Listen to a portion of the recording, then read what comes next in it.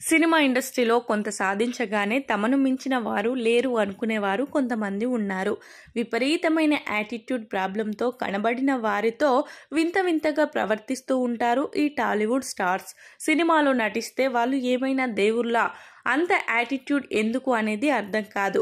వారికి ఉన్న ఆ యాటిట్యూడ్ ప్రాబ్లంతో పక్క వాళ్ళని ఇబ్బంది పెడుతూ ఉంటారు కూడా. అలా టాలీవుడ్లో ఒక స్థాయికి వెళ్ళిన తర్వాత విపరీతమైన యాటిట్యూడ్ పెంచుకొని దాన్ని మీడియా ముందు, జనాల ముందు ప్రదర్శించిన వారు కూడా ఉన్నారు. వారు ఎవరో ఇప్పుడు తెలుసుకుందాం. మోహన్ బాబు. మంచు మోహన్ బాబు గురించి ఈ విషయంలో ప్రత్యేకంగా చెప్పాల్సిన అవసరం లేదు. తానే సినిమాకి దేవుణ్ణి అన్నట్లుగా బిహేవ్ చేస్తూ ఉంటాడు. మాట్లాడిన ప్రతిసారి తానొక గొప్ప నటుడిని అని, తన ముందు అందరూ చేతులు కట్టుకొని నిలబడాలని, ఎవరైనా ఫోన్లో మాట్లాడితే ఎవరితో మాట్లాడుతున్నావు అంటూ ఫోన్ కూడా లాక్కుంటారు. అంత యాటిట్యూడ్ ఉండడం వల్లే వారు ఎంత గొప్ప స్థాయికి వెళ్ళినా మంచు ఫ్యామిలీకి మంచి గౌరవం దక్కడం లేదు. Senior hero Naresh. వామ్మో, ఈ నటుడిని భరించడం చాలా కష్టం అంటూ ఉంటారు చాలా మంది.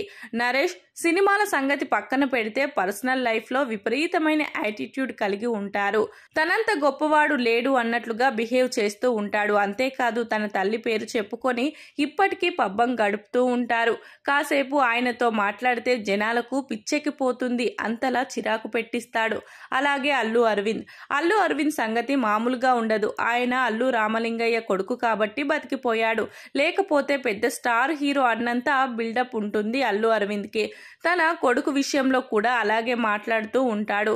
తన కొడుకు కూడా నేషనల్ అవార్డు వచ్చింది, నయా పైసా ఇచ్చేది లేదు నా ప్రొడక్షన్ నుంచి అంటూ అందరి ముందు ఏదో వాగిస్తూ ఉంటాడు. ఇక బన్నీ పేరు చెప్పుకొని మరికొన్నేళ్ల పాటు ఆయన టాలీవుడ్లో పెత్తనం చేస్తూ ఉంటారు. ఇక దిల్ రాజు.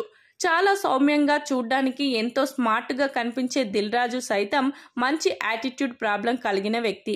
ఆయన గురించి, ఆయన సినిమాల గురించి ఎవరైనా తప్పుగా మాట్లాడితే ప్రెస్ మీట్ పెట్టి మరీ ఏకిపారేస్తారు. ఇటీవల కాలంలో ఆయన సినిమాలు డిజాస్టర్ అవుతున్నాయి. ఆ విషయాన్ని కూడా తట్టుకోలేక మీడియాపై విరుచుకుపడుతూ ఉంటాడు.